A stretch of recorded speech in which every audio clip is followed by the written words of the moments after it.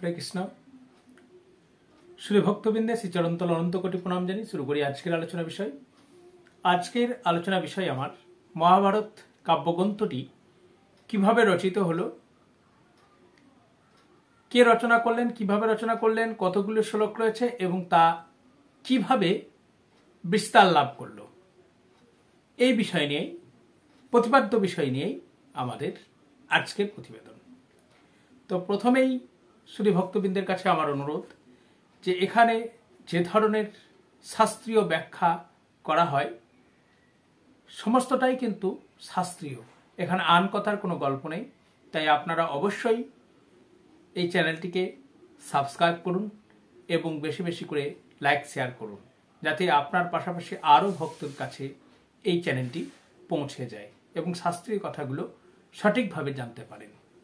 তো মহাভারত আমাদের রচনা নিয়ে অনেক কাহিনী, অনেক গল্প, অনেক কিছু শোনা যায়। তো চলুন আমরা জেনে নিই মহাভারতের রচনা। মহাভারত রচনা করেছিলেন কৃষ্ণ দ্বৈপায়ন ব্যাসদেব, পরাশর মুনির পুত্র কৃষ্ণ দ্বৈপায়ন ব্যাসদেব। তিনি কিন্তু স্বয়ং ভগবানেরই একটি অংশ। তো তিনি রচনা করেছিলেন এই মহাভারত। আপনারা জানেন যে পৃথিবীর মধ্যে সর্ববৃহৎ গ্রন্থ এটি রামায়ণ থেকে 4 গুণ বড়, আর ইলিয়াড বা ওডেসি তার থেকে প্রায় 10 গুণ বড়। তো এই যে রচনা, এই রচনার পূর্বে যখন ব্যাসদেব তপস্যায় ছিলেন, একজন ব্রহ্মা এসে তাকে এটি রচনার কথা বললেন। ব্যাসদেব তখন একটি হিমালয়ের অতি পবিত্র স্থানে তপস্যা করছিলেন। তিনি তখন বললেন যে আমি রচনা বলতে পারি কিন্তু রচনা লিখতে পারবো না, লেখা আমার পক্ষে সম্ভব নয়। তখন স্বয়ং ব্রহ্মা, তিনি সবথেকে বুদ্ধিমান শ্রী গণেশকে এই কাজের জন্য নির্বাচন করলেন এবং আবার তপস্যা করে ভগবানের আরাধনা করে আবার লেখার জন্য শ্রী গণেশের কাছে গেলেন। গণেশকে প্রস্তাব দেওয়া হলো রচনার লেখার জন্য, কিন্তু শ্রী গণেশ সিদ্ধিদাতা গণেশ তিনি একটি সত্য দিলেন। কি সত্য? যে এই শ্লোক বলতে লাগলে শেষ না হওয়া পর্যন্ত থামা যাবে না, তবেই তিনি লিখতে পারেন। এই কথা শুনে কৃষ্ণদ্বৈপায়ন ব্যাসদেব, উনি অত্যন্ত চালাক, তিনি একটি পাল্টা সত্য দিলেন যে আমার যে শ্লোক আমি উল্লেখ করব সেই শ্লোক কিন্তু আপনাকে না বুঝে আপনি লিখতে পারবেন না। এই সত্যে রাজি হলেন এবং লিখতে লিখতে কৃষ্ণদ্বৈপায়ন ব্যাসদেব মাঝে মধ্যে এমন 2-1টি শ্লোক বলতেন যার মর্মার্থ বুঝতে সিদ্ধিদাতা গণেশেরও বেশ কিছু সময় লেগে যেত।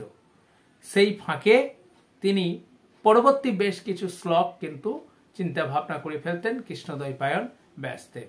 এইভাবে প্রায় 3 বছর ধরে এই শ্লোক রচনা হয়েছিল। হ্যাঁ, এই শ্লোকটি তারপর তিনি তার নিজ পুত্র সুখদেব গোস্বামীকে কিন্তু এটি তিনি শিক্ষা দিয়েছিলেন মহাভারতের। ঠিক আছে, মহাভারত শিক্ষা দিয়েছিলেন। এই মহাভারত শব্দের অর্থ আমরা জানি যে ভারত বংশের মহান উপাখ্যান। এই গ্রন্থটিতে উল্লেখ আছে যে 24,000 ভারত নামে যে গ্রন্থটি ছিল তাতে 24,000 শ্লোক ছিল। ঠিক আছে, কত হাজার? 24,000 শ্লোক ছিল। আর বর্তমানে যে মহাভারত তাতে প্রায় 1 লক্ষ শ্লোক রয়েছে, তার শব্দ সংখ্যা প্রায় 18,000। কিন্তু এত শ্লোক কিন্তু স্বয়ং ব্যাসদেব লেখেননি। ব্যাসদেব রচনা করেছিলেন 8,800টি। কত? 8,800টি।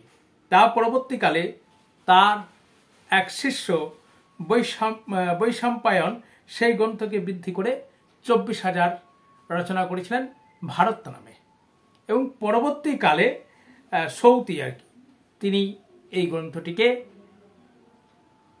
1 লক্ষ শ্লোক এবং 18 লক্ষ শব্দ মাধ্যমে প্রকাশ করেছেন। এই গ্রন্থটি আরও অনেকে অনুবাদ করেছেন, রচনা করেছেন, যেমন জৈমিনী মুনি মহাভারত গ্রন্থ রচনা করেছেন। আরও অনেক অনেক মুনি ঋষিরা রচনা করেছিলেন। এবং আপনারা জানেন যে মহারাজ পরীক্ষিতের যখন মৃত্যু ঘটল সর্পদংশনে, তখন তার পুত্র মহারাজ জন্মেজয় তিনি সর্পদংশনের সর্পনিধনের জন্য যজ্ঞ করলেন। তখন প্রায় সব ধ্বংস হয়ে যাচ্ছিলেন। অবশেষে তক্ষকের অনুরোধে তিনি সেই যজ্ঞ কি করলেন, যজ্ঞ শেষ করলেন। শেষ করার পর তিনি অশ্বমেধ যজ্ঞ করার চিন্তা ভাবনা করলেন, কিন্তু দেবরাজ ইন্দ্র সেটিকে ছল করে বন্ধ করলেন, কারণ কলিযুগে অশ্বমেধ যজ্ঞ করার অনুমতি নেই। ঠিক আছে, এটা শাস্ত্রে উল্লেখ আছে।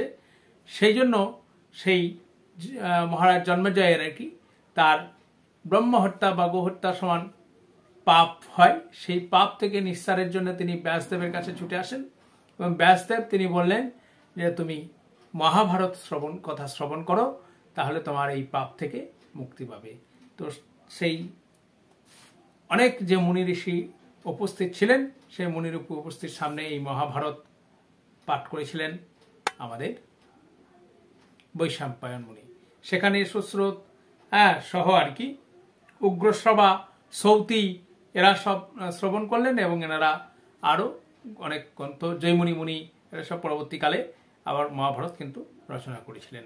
এইভাবেই মহাকাব্যের মনুষ্যের মধ্যে কিন্তু প্রচার হয়। যেমন নারদ তিনি দেবতাদের মধ্যে এই কাহিনী প্রচার করেছিলেন। এইভাবে ধীরে ধীরে মহাভারত চারিদিকে বিস্তার লাভ করলেন। হরে কৃষ্ণ, গোবিন্দ আপনাদের মঙ্গল করুন। আর এই ধরনের আরও ইনফরমেটিভ আলোচনা পেতে অবশ্যই চ্যানেলটিকে সাবস্ক্রাইব করুন।